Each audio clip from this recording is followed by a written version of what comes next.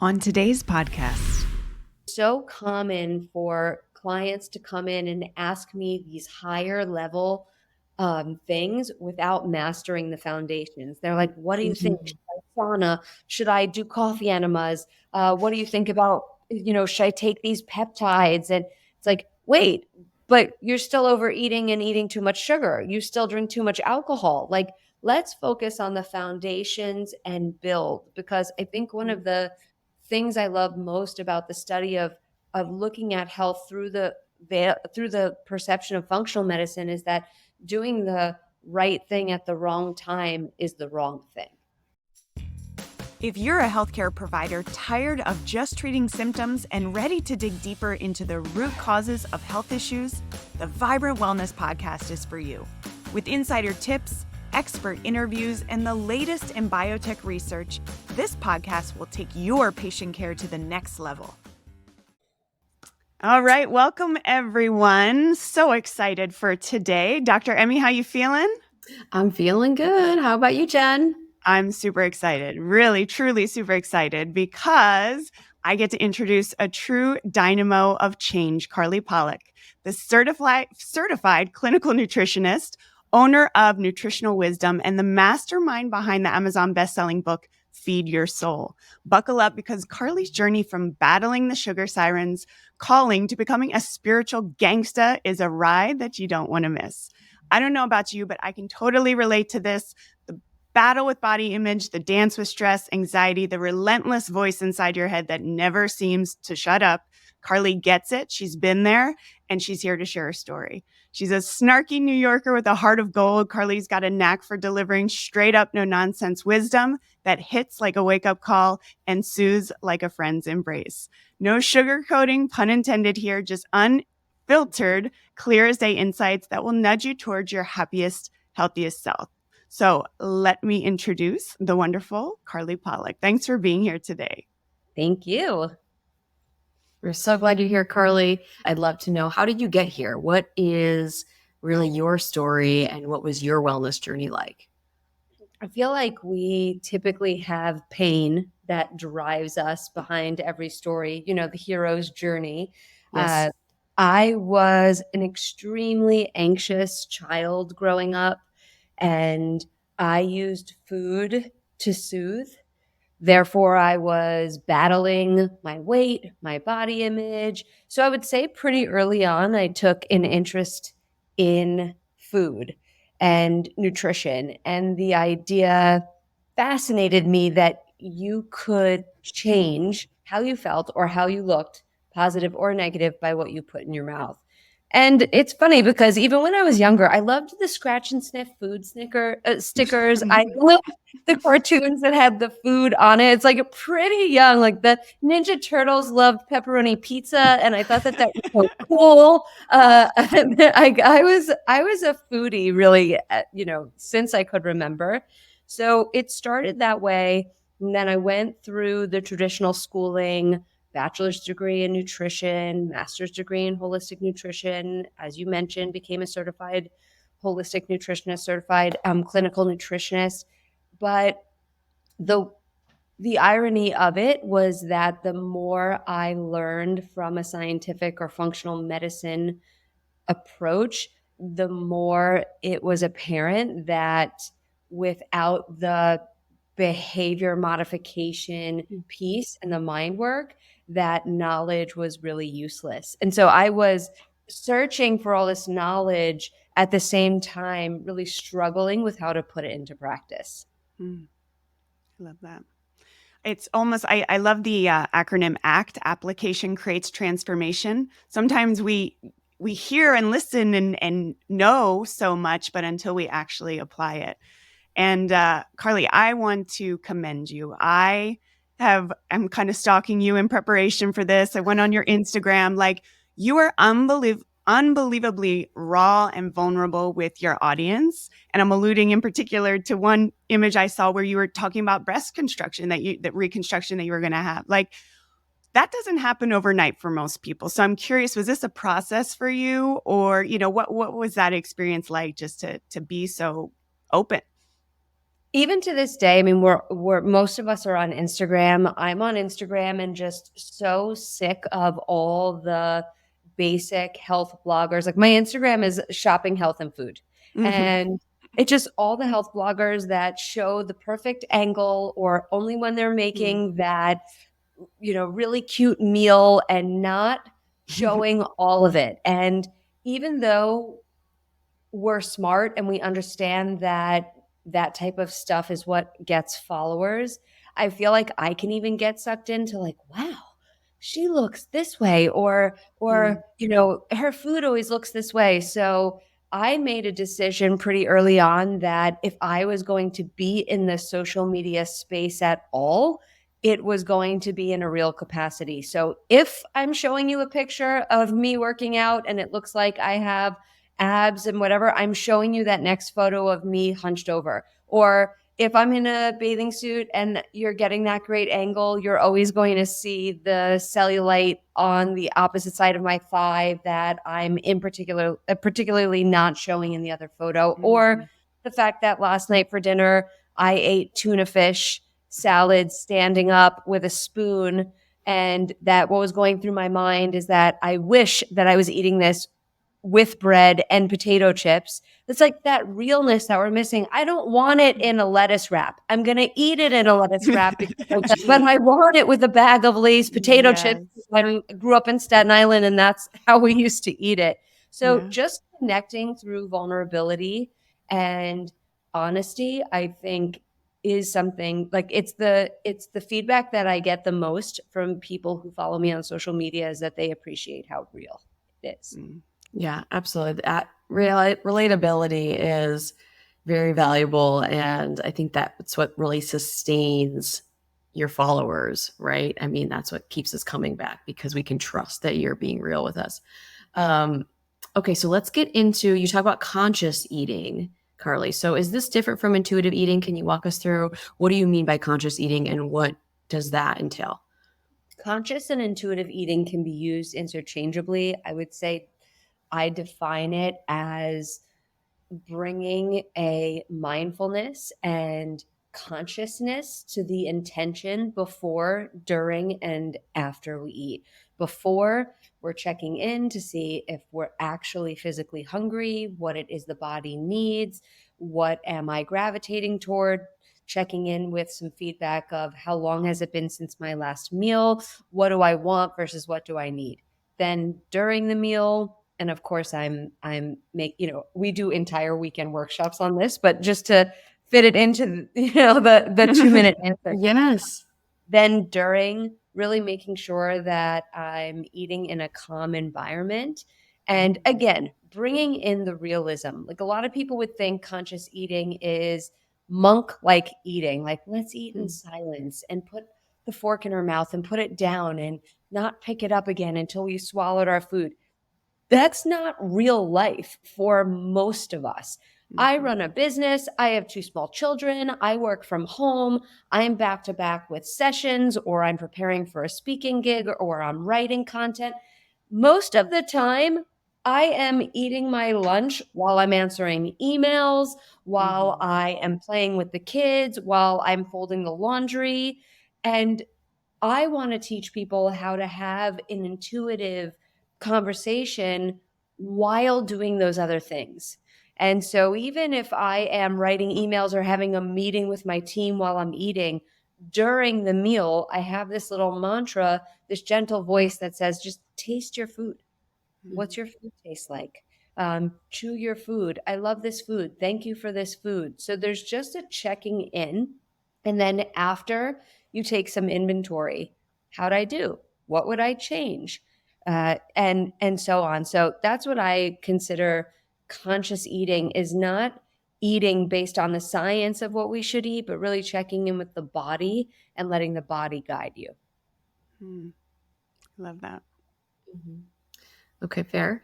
And then you mentioned 5 subtle shifts that will vastly improve your health. I know you've had a lot of speaking engagements, and I'm really looking forward to watching more of those because you have all that content on your socials. So, but this really intrigued me. 5 subtle shifts. So, can we walk through those before we jump into a little bit more of the specifics in terms of what you do? Sure. And, you know, the 5 subtle shifts for me change depending on what I'm focusing on. A few things. One, I think that we try to focus on everything at once. So we wake up and we're in some sort of pain, whether it's emotional pain because we put on pants and they don't fit, or we get a diagnosis finally, and or we have physical pain in the body. You know, pain motivates us to act. So we're in some sort of pain, and then what we do is decide that we're going to attack everything. We're like, I need to exercise 5 days a week. I should start that meditation practice. I'm going to make every meal from scratch. I'm going to drink half my body weight in ounces of water. Oh, those supplements that have been sitting on the shelf, I'm going to start taking those. And it's super overwhelming. And what we wind up doing is half-assing everything instead of focusing on just a few things at once and allowing those patterns of consistent behavior to build on each other. So the 5 subtle shifts for me really change based on what my body is asking me. So I can go over some examples of those shifts, but the biggest takeaway here would be that there's too much in the health realm to focus on everything at once. Mm. And I would say that every 3 months, it's important to sit down and have a conversation with yourself around what you feel the biggest missing holes are or imbalances are, and then create the 5 shifts that apply there. So here's a perfect example. I learned very young how to meditate. I've been in the spiritual world for a very long time. I'm very lucky to have started seeking that type of information very young in my life. And that was based on how anxious I was and needing some sort of tool to help me find peace of mind. And I learned transcendental meditation at a very young age, which is a process of meditating twice a day for 20 minutes. You take that and combine it with my OCD A plus perfectionist. I am a recovering perfectionist today, but my perfectionist mentality. And it was, if I don't meditate twice a day for 20 minutes, I have failed. I don't get to check it off a list. And it took me many years to be at peace with the reality that I can't do everything at once. And I'm actually proud in a weird way to say that I can't tell you the last time I sat in meditation. I'm not proud because I haven't meditated. I'm proud that I don't feel shame or guilt around not meditating because I've decided in this stage of my life that micro mindfulness moments fit more with the age of my children, the, you know, growth of my business or whatever it may be. So, you know, one subtle shift of the 5 shifts would be deciding that you're going to pre-plan your meals. And it sounds so obvious and a little bit ridiculous to people in the health world, like, oh, of course I should plan my meals. But I'm always looking for what I call a multiplier. And excuse me for this example because my kids are so young, but I don't know if you remember that there was this book. Well, I'm an 80s kid. There was this book that I read when I was younger called If You Give a Mouse a Cookie. A cookie, he's going to want a glass of milk. And if you give him the milk, he's going to want a straw. And it goes like, and if he wants a straw, he's going to need to go into the pantry. And the pantry is going to be unorganized. So he's going to have to clean the pantry. And that's what I call a multiplier. It's like one thing leads to the next, to the next. And I would challenge everyone listening today to think about the subtle shift for them in their life that would be the multiplier. So for me, for example, if I plan my meals for the week, what that does is keep me from eating out because I don't want to waste the food.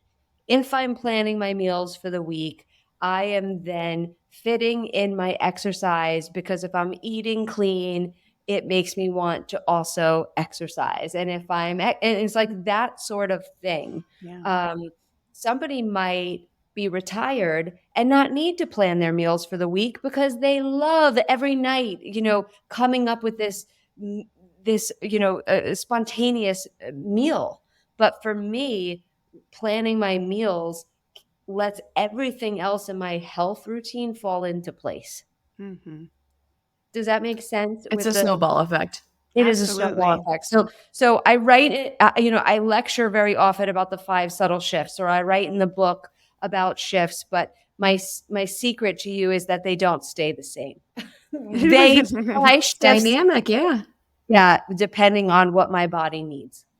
Okay, so you're encouraging folks to pick those 5, maybe prioritize those 5 things that they believe will lead to other healthy behaviors. Yes, a couple of months ago, I found myself complaining. I used to always wake up very early, and then I had children, and I have a 5-year-old and an almost 2-year-old. And after we had Sunny, there's no waking up early. You're just trying to get a few hours of sleep in anytime you can get sleep.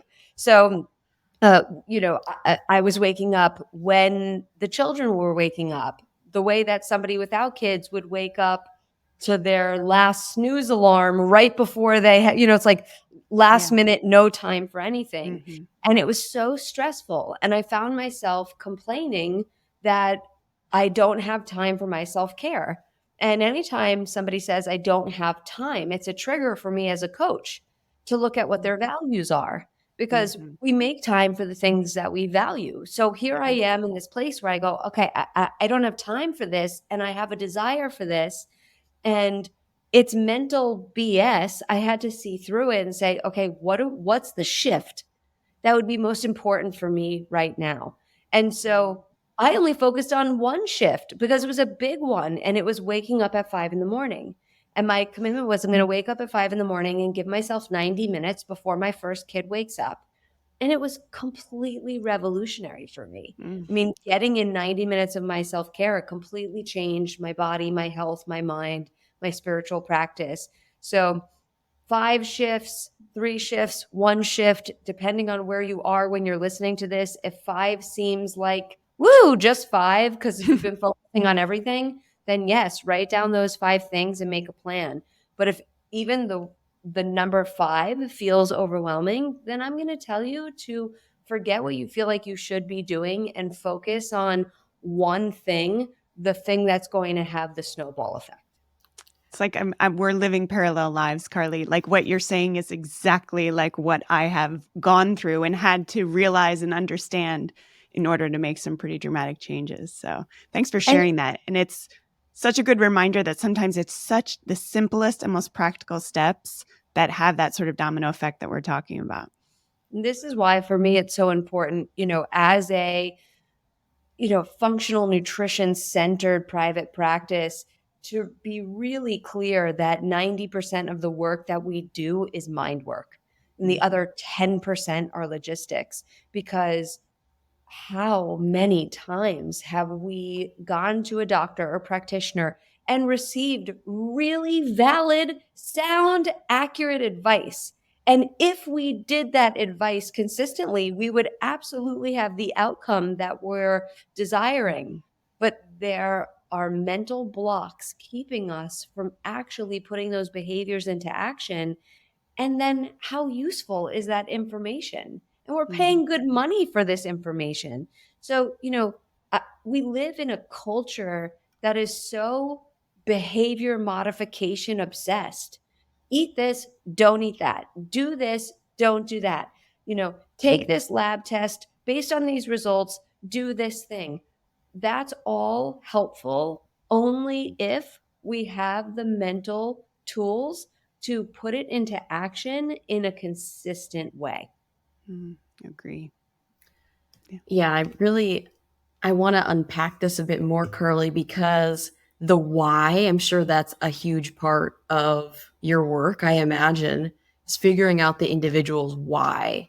And when I want to address this before we go into a buzzy topic and a controversial topic in terms of Ozempic, et cetera, but somebody's why.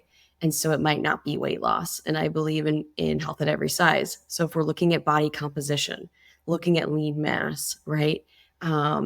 or if there's an athletic goal somebody wants to work towards. So many different goals. So figure out the why. I think that can be a really helpful impetus for change and sustainable change and maintenance of health. And so I wanted to throw that out there. And so within that context, is there a time and place for a medication like Ozempic, which is typically used for type 2 diabetes, being used for weight loss? And of course, that's the off-label use, but then there's Wegovy, which has been FDA approved for weight loss. So how do you talk to your clients about this? I'm fascinated by the whole, blow up of these medications. I believe without a shadow of a doubt that 99% of the people using these medications to lose weight will not have sustainable change. And it has nothing to do with the medication. The medication is the semaglutide or tirzepatide. They're actually peptides. And I have done extensive research on the medications as well as the world of peptides, and I know the pros and cons, and there are absolutely some cons because nothing in life is risk-free. And the cons can be easily mitigated through supplementation, support of the liver, some drainage practices. I give the analogy of Ozempic or Mounjaro Wegovy as methadone is to addicts. So if you have an addict and they go on methadone to help them detox and get clear, if that person doesn't commit the rest of their lives to some spiritual self-development practice, whether that be AA, therapy, some sort of inner reflection, then the methadone is just a temporary crutch. And they will absolutely wind up going back to the drug for the reason that they took it in the first place, which was to escape pain. Now, we're taking these drugs to slow the release of food out of the stomach, therefore to reduce appetite, reduce cravings. And there's a lot of positive scientific benefit around blood sugar and other organ regeneration and things like that. But really on the surface, what we're seeing clinically from patients and clients taking this is that their food cravings go away, they're less hungry, but no one's really talking about what will happen when they go off this. And I have clients on it and people I have recommended take it. And as their shot is wearing off, that voice inside their head is coming back. And I think a lot of people are irresponsibly using this, like not changing their lifestyle, but just taking the shot and eating less and losing weight. And I mean, what happens when the person goes off this medication? So I love that I find myself coaching the people on these peptides the same way if they were off. It's like, let's still solidify your exercise foundation. Let's look at the way that you're eating. Here's how I want you to get protein in your body. Here's, how we're balancing blood sugar. So the advice is a little different based on mitigating the side effect of the drug, but I'm not anti the use of this as a tool, as long as people understand that there's no escaping looking at your plate as a reflection of your inner state. I say that all the time. Conscious eating or health or permanent weight loss, it's not something you can cross off a list. And believe me, I want to. I told you I'm a recovering OCD professional. I put things down on my list I've already accomplished just so I could cross them out. I would love nothing more than to cross off the list like, I'm healthy now. Doesn't work that way. So I am not striving for perfection. At least once a week, at least, I will find myself eating unconsciously, eating something that is not, I'm not hungry for, eating out of boredom to reduce stress, eating something off my child's plate because of an unconscious, pathology from my parents as to not waste food. All of these things are not telling me that I'm a walking contradiction because I'm supposed to be the picture of health. They're not telling me that I am not as enlightened around food as I hope to be. They're just waving a yellow flag to say, hey, Carly, something needs your attention. And it's not food. What is it I need? And then I can look at the core what really needs to be addressed. And so, medication or not, we are going to have to be able to work on ourselves, our self development, if we ever want to be healthy, mind, body, spirit. Right. It's a non-negotiable despite medication. And it's temporary, as you said. Who's going to be on that forever? It's a tool you use as needed, depending on the case, of course. But the mind work is always something we're working on. And I like how you pointed that out, that it's not a check mark. I mean, it's a lifelong journey. And that's how I see it. And things change, as you said. Goals change as we get older and we experience new things. So I think it's really beautiful to paint that picture. And it's exciting to me to feel that my goals will change, and it keeps things kind of fresh. And I think that's important. Like, let's kind of get out of the box. Humbling. And it's humbling. Jen, you were saying that you had a similar situation with a kid. There's going to be different challenges physically for us as we age, with like having a Right. child and then looking in the mirror postpartum and going, whoa, I mean, you're really starting from scratch. Or somebody having back pain or getting an injury, and then they're out of the exercise world for a moment and having to build themselves back. Menopause, hormonal shifts, having some sort of emotional stress or trauma in your life that may throw off your thyroid, or that may create some adrenal insufficiency, and how we work around that, and get ourselves back to homeostasis. So again, we are students of life. That's what this life experience is. I look at it as a school. I am a student, whether I like to some days, like all the time. Some days I wake up and go, I really don't want to learn anything new today.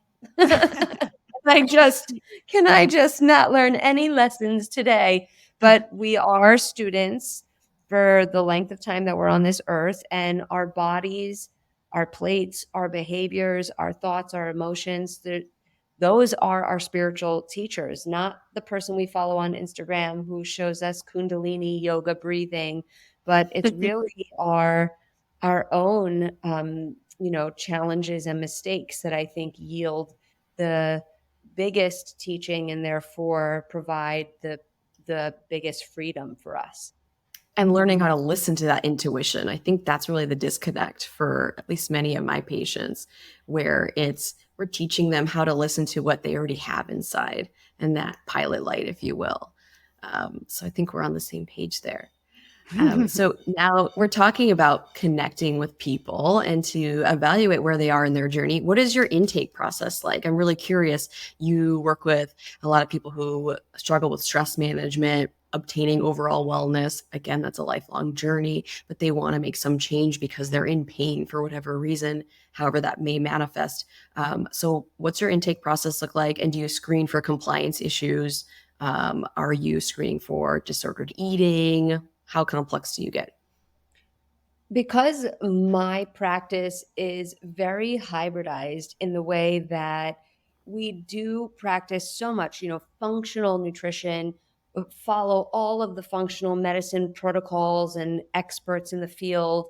And there is so much science between the, micronutrient testing, testing for mold and mycotoxins, heavy metal testing, GI, stool testing. So we have so much of that science within the practice that a lot of our intake is what you would typically think, wanting to know the client's history, what they're eating, their medications, obviously their goals, their vision.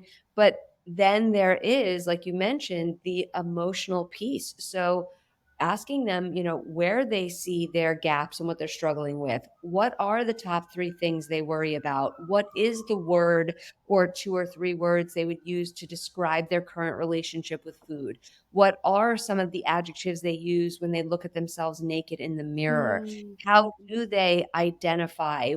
Who do they believe they are?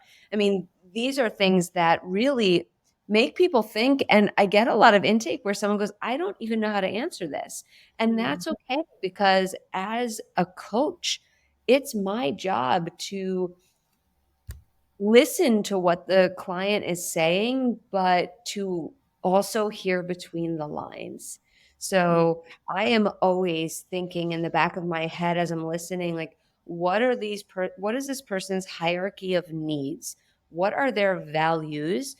Who do they identify as? Do they identify as a procrastinator, someone who's lazy, a perfectionist, someone who always quits? Is this a person that wants to lose weight that either has never experienced looking in the mirror feeling confident, or has experienced it and lost it? What is this person's family pathology? We all have trauma. And so we talk about things that I think surprise a lot of people when, my business is called Nutritional Wisdom. We are coming to you as nutritionists and functional nutritionists. So I think that a lot of people go, wait, this feels like therapy. And, we always joke like, yeah, it's food therapy. Everybody needs food therapy. So it is a lot of life coaching through the veil of the physical goals, whether it's balancing hormones, reducing anxiety, sleeping better, losing weight, building muscle, all of that stuff is on the surface. My job is to figure out where the block is between what these people want and where they are when they come into the practice. And it's virtual, so I say come in, but at the stage they are when I meet them in the practice. Come into my Zoom. Exactly. Exactly. I want to continue to dig a little bit deeper here, Carly, because I think it's so important.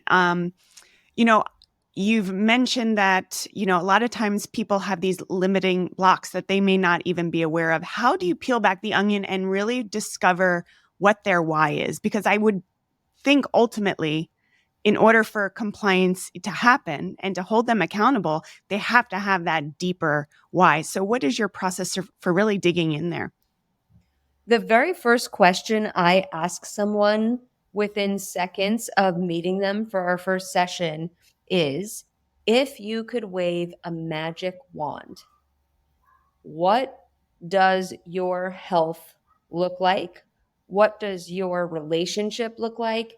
Show me a picture of your ideal life and give it to me with such detail that I could throw it on a screen and it would be a, premiere short clip of your ideal movie. And their response can tell, most people do not have it queued up. Well, I wake up in the morning and I poop immediately. I feel like Superman, and then I da da da da da. Most people struggle with even being able to dream that big because of the vulnerability of it and the past failures that keep them feeling small and thinking small.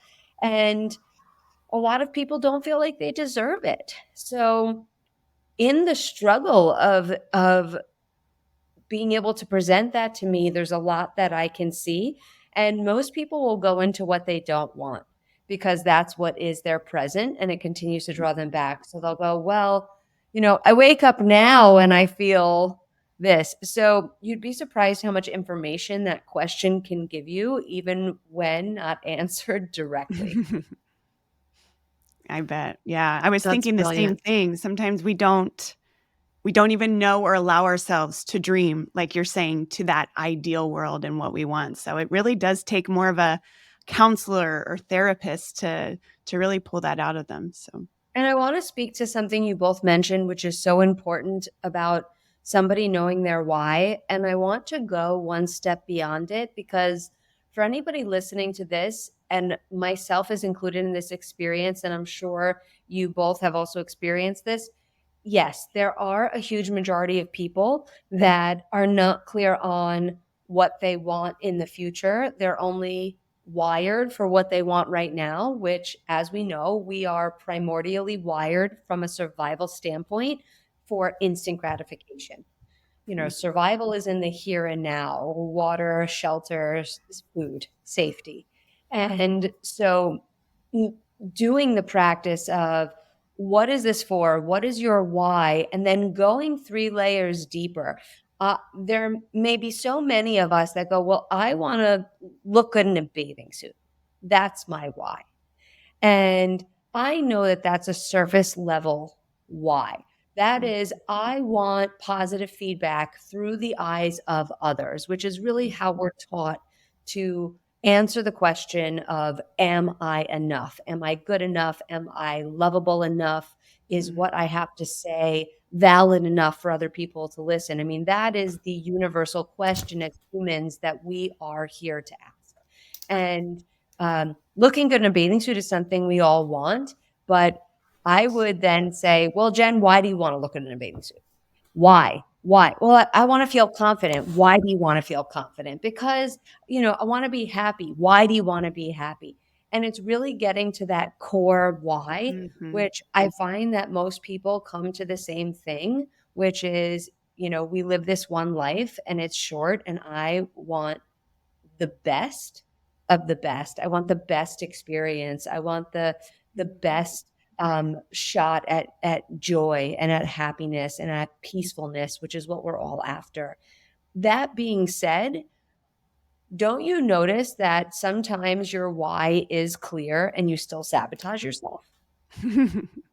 Like, how many times have we heard people say, like, you have to know your why, you have to know your why. And there are days in which I say, I know my why. I'm clear on what I want, yet I just pressed snooze and skipped the workout so that I could do something for my kids because I was feeling guilty, or I just made a decision that was not in alignment with my why, yet I am very clear on what that why is. And I want to speak to that because I feel like the conversation typically ends with, like, know your why and get clear.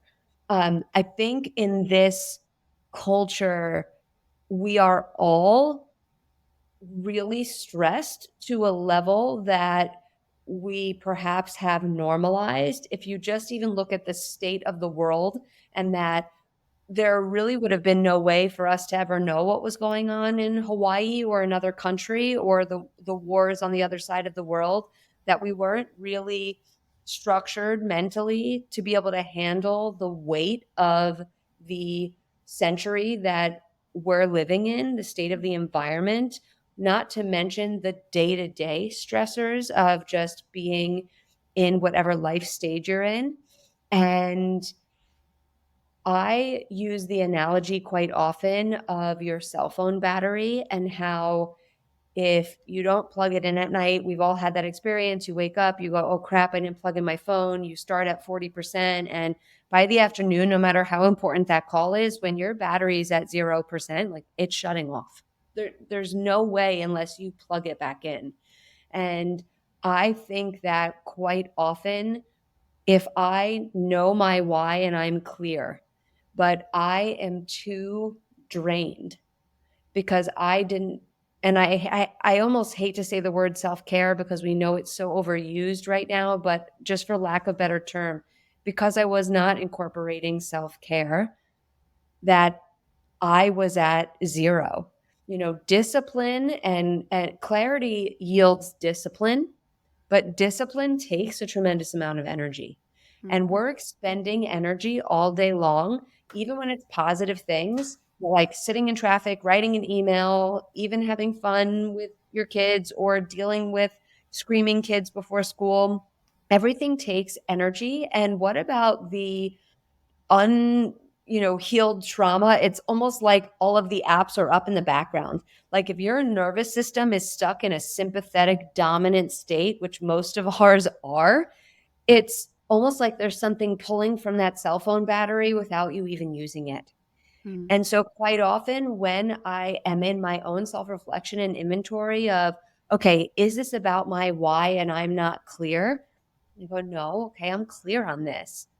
Oh, something conflicted in my values based on a story I was telling myself that caused me not to prioritize self-care. Mm. And I have to come back and plug myself in before my why actually yields some actionable behavior shift. I love it. That so it's a prerequisite to that why, and that's so important and so insightful. And I have to bring this up because you're talking about current events. I'm wondering, and I don't want to give spoilers for those who haven't seen it, but in the Barbie movie, the message is basically you're enough. And so I just would love to know if you've seen it, what do you think? And taking that, like, let's plug in, remind ourselves that we're enough. And I think that's part of it, is just reminding ourselves that we need to kind of plug in and charge up. Yeah. So I haven't seen the movie, which is crazy, but I want to take my 5-year-old, and my husband is like, no, it's Barbie. And like, no, but it's a message. There's a message. It's spiritual. And we just haven't gotten around to it yet. But what I'm seeing is the response to the movie and how emotional everyone's getting. And that just goes to show the deficiency that we all have in that message. And, there are so many things that I'll catch myself on. And this is the mind work. This is why you could sit across from somebody and say, sugar is bad for you, or, don't eat dairy, or eat paleo, or eat keto, or, lower your carbohydrate, do this sort of exercise, get in your cold plunge, all the stuff that's out there. And, is that the real conversation that we should be having? Let's look at the foundations. And so much of this conversation leads us to something that people just wouldn't connect. The other day I skipped a workout to do something with my child, and it wasn't that she was begging for me to do it. It was my own narrative that in order to be a good mother, I must, and then fill in the blank, in order to be a good girlfriend, in order to be valued at work, in order to say that I'm beautiful, in order to look good in a bathing suit. How many women and men, I don't want to single out any specific gender, but how many of us only decide we're worthy enough to be happy when the scale tells us a certain number? I mean, we've all been there. Or only if our boss or someone at work gives us that positive feedback. And so I caught myself. I had this belief that I'm only a good mother if I spend this time doing this with my daughter instead of for myself. And I was irritable. I was impatient with her. I was on my phone answering emails and on Instagram. And she said, Mom, stop being a screen head. And then it was like I caught myself and I interrupted my own pattern going, well, this isn't how I want to show up. But my battery was drained. And I couldn't really be present with her, and I couldn't be patient with her because I hadn't given to myself first. So this wasn't about the workout or burning calories, or should I work out because I worked out on Tuesday. This was about checking in with myself and asking the right questions. What do I need? And I would have answered to say, like, I feel tired. I need some time to myself. And my daughter would have been far better off with 5 minutes of my undivided, patient, present, fully loving time than 30 minutes of my, half there, needing escape, needing a dopamine hit, pulling up my social media, self. So do I then just feel guilty and wake up the next day and exercise more or twice? No, I let that mistake wave a flag, and I take inventory and I give myself self-compassion and I say, okay, what is it I need? If I were to do that again, how would I do it differently? And then I can take the next steps in creating that balance and creating that clarity to actually move forward. So if you're not every single day stepping back and allowing your negative emotions, mistakes, consequences, external feedback guide you to what you need to learn, then you're just going to be on the next diet, on the next fitness craze, on the next biohacking tool, taking the next supplement, Chasing our seeking, tails. chasing. Yeah. Exactly. Yeah. I hear you. And gosh, we could go on and on and on, and there's so All much day. to. I could stay here all day with you, Carly. Yeah, and even I know just we've talking about kind I of what love your this. husband's thinking in regards to, the Barbie movie, but we'll reserve that for another time. From the I know male his gaze. own bias is, and look at us. We're just humans walking around. I always picture like we've got this big, in the cartoons where they have that big, Bubble. little cloud, bubble. It's like we're all walking around with our own set of stories and beliefs Mhm. and realities and lack of consciousness and bouncing up against each other and trying to be in relationship with each other and trying to strive for the best. And it can be really, really complicated. And that's my job as a coach, to see through the cracks and to help someone who can't see through their own stuff, to let them come to me with their roadblocks, struggles, mistakes, stories, and for me to help them reorganize it while adding in the science and the guidance and the logistics and helping them remove the blocks so that they can live the life that they deserve. And, when you go to my website, it says you deserve to feel great. And it sounds kitschy, but it's really what I believe at the core, is that if we're here, we are enough. And we do deserve joy and happiness. And it doesn't have to be hard for us to earn it. And that's my life's work, is to help people unlock the joy, happiness, and health that they innately deserve simply by existing. 100%. And you mentioned the scientific aspect. And again, I want to jump back into tools a little bit, because that objective component can be very incentivizing for patients. So briefly, what kind of clinical assessments do you like to use? What kind of labs do you like to use? And that can include questionnaires or tools that you use to monitor progress. How do you go about that? Yeah, the funny thing is, I'm also an extreme science geek. So while we're talking so much about the mind work and the spiritual world, which I believe is the missing key, I love data.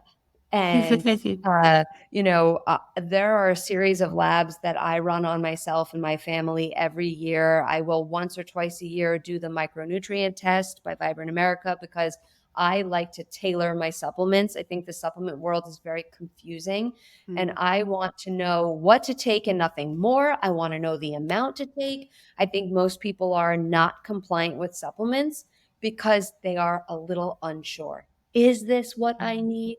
Is this the right dose? Is this the right form? I'm very much a test, don't guess type of person in that regard. I also am a big fan of detoxification, but knowing what you need to detox.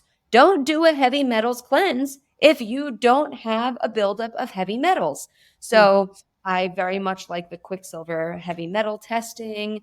If somebody, has gut issues, we will do a stool analysis and see what's going on inside the gut microbiome. If I suspect mold or mycotoxins, or it seems like their drainage pathways are not working well, we'll do the environmental tox test and just see what's going on inside. I don't want to guess. And, symptoms can be really general. What are people suffering from? Fatigue, depression, constipation, irregular periods. Look at the list of hypothyroid. Look at the list of symptoms for mycotoxin or mold exposure. Look at the list of symptoms for parasites. It's like, how can you guess? They're all the same. And then you could say, it's like, symptoms of this include constipation or diarrhea. Well, it's either one or the other. Right. So I really do like all of that metric. And and testing in the beginning to see what stones need to be unturned. I also am a big fan of the CGM. And if somebody's trying to lose weight and having any sort of resistance, I want to see at CGM, continuous glucose monitor. I want to see their glucose levels. I think that tells me a lot about whether they're able to access stored fat as fuel. Looking at hormones, although I typically refer out for that, and I want, people who are like only looking at hormones all day long to give optimal ranges. But I have people keep a food log. I'm vehemently against people counting calories and weighing their food. I think it's so important to foster a healthy relationship with food, and I don't think that's the way to a healthy relationship. But I want to see what they're eating. I want them taking pictures of their food so I can see portion size. I love that type of support and accountability. And so those are the top that come to mind. I'm sure there's some other really geeky things that I make people do, but that's at first thought what comes to me. I want to know more of like, give me Carly's 101 tips for what tangible stuff could people, like if it were a patient were to come in and, we've talked about the shifts, right? That makes total sense. Figure out what that is and make simple steps to have that domino effect. But tangibly, as far as lifestyle, environmental, what do you typically tell people if they're just looking for, some guidance there? Is it guidance on just general health? Yeah. Yeah. One of the things that I make sure that I say to everybody is that I want people to stop eating earlier than they're typically used to eating. So one of my hacks, most of us wait to floss and brush our teeth right before we go to bed. And if you come to my house, the thing you're going to think is really weird is that there's toothbrushes everywhere and there's floss everywhere. So in my kitchen, in what you would consider the junk drawer is toothpaste, toothbrush, floss. When I finish dinner, it's the first thing that I do because I want my laziness to work for me. And at 9 p.m., when I'm craving all the unhealthy foods, the chocolate, the sugar, the whatever, I want to feel like, oh, I already brushed and flossed. Do I really want to go in the kitchen and eat something? I have to brush and floss again. So I'm a big proponent of intermittent fasting, and I know that is a really general blanket term. So I would say just generally going 12 hours without eating at the very base and doing it according to the circadian rhythm. So when the sun goes down, really stopping eating around 6:30, 7:30, and then not eating again until 12 hours after that, I think is a pretty safe guideline for everybody. And the tools with which that help me do that are the brushing and flossing after I eat instead of right before bed. And I mean, I guess it sounds pretty obvious, but drinking high quality filtered water. And then again, every time I'm asking somebody to do something like this, I want to give some sort of hack or, some sort of behavior help that has guided me. So it's like, make sure this sounds obvious. Like I have a bigger water bottle than I have a water bottle the size of what I need to drink in the whole day because I lose count with a smaller water bottle. I'm like, how many glasses did I have? I have multiple water bottles upstairs, downstairs, so that if I'm traveling, I think that a lot of people will go to the office during the week and drink enough water and then on the weekend not because they don't have their water bottles. So it's like, mastering the foundations, getting sunlight, having your bare feet in the grass every morning, drinking half your body weight in ounces of purified water, eating real unprocessed food that comes from the earth, stopping eating early on, at least 2 to 3 hours before bed, eating what you can carry in your two hands, eating, a cereal bowl, committing to being the one portion club, putting on your plate what you believe you need to eat and putting the food away after you cook it before you sit down to eat so that you don't get up and go for that second portion just because it tastes good or while I'm cleaning up the meal, having a few more bites, eating in a calm environment. So I know I'm throwing out a lot of stuff, but it is so common for clients to come in and ask me these higher level things without mastering the foundations. They're like, what do you think? Mhm. Should I sauna? Should I do coffee enemas? What do you think about, should I take these peptides? And it's like, wait, but you're still overeating and eating too much sugar. You still drink too much alcohol. Like, let's focus on the foundations and build, because I think one of the things I love most about the study of looking at health through the perception of functional medicine is that doing the right thing at the wrong time is the wrong thing. Yeah, true. And I would think it would be a little bit of a relief too. It's like, oh, I don't have to do all the things right now. I just need to focus on what I can do and the very simple things again. Yeah. Love that. So let's put this all into real life examples, or maybe just one. Can you pick a favorite case and share that with us? A favorite successful client case, Carly? Sure. I had a client, and actually I still coach her, but it was many years ago. She was a marathon runner, absolutely had a very strong eating disorder, was vegan at the time, and just having all sorts of problems, issues, muscle wasting issues, was underweight, was having dental issues, gut issues. I mean, you name it. There were so many symptoms. And I know as a coach, I love a challenge, of course, but I remember having a first session with her and going, oh, goodness. Like, can I do this? Can I help her? I'll be vulnerable in saying that we're just human too. You walk away from the session, you go, Jesus, like, whoa, is this, should I refer her out? Is this okay? Like, am I good enough to help her? Like, it's questioning you're Right, enough. that imposter syndrome. Whoa, Yeah. what do I address? True. And over the time of working together and really being able, and that's what a great coach does. You can't have all of the goals at once. You ever have somebody who's a runner, but they also want to like put on muscle, but they want to burn fat, but they want to sleep better, but they want to heal their hormones, but they want to do ultra marathons. You're like, well, you can't. You have to choose because one goal is mutually exclusive of the other and they stand in the way of each other. So I think the job of a great coach is to really see what's most important and put it into a phase 1, phase 2, phase 3. So over the time of working together, she has healed. She no longer would identify as somebody with an eating disorder. She eats animal protein now, which I'm not saying I really do believe different diets for different people, but she needed to start eating animal protein in order to heal. And I think that's such a big triumph when somebody is willing to let go of the beliefs they have to truly listen to what the body needs. Mm. And so she's the first person that comes to mind. I'm really, really proud of her. That's I can see exciting. why.